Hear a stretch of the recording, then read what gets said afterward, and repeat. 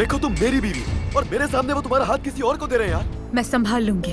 आज की रात ही संभाल लेना, वरना कल मैं संभालूंगा। जल्द ही आपको अपने साथ चाय पर ले जाऊंगा।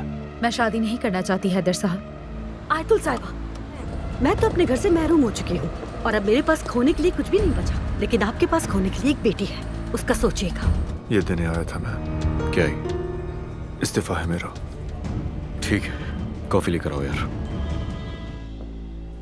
ये गोलियां कैसी हैं? फिर से कोई धमकी मिली है क्या? हाँ या अल्लाह, अब ये क्या है? आपका आना बेकार हुआ, क्योंकि जाहिद के मामले में अब कोई सुलह नहीं होगी।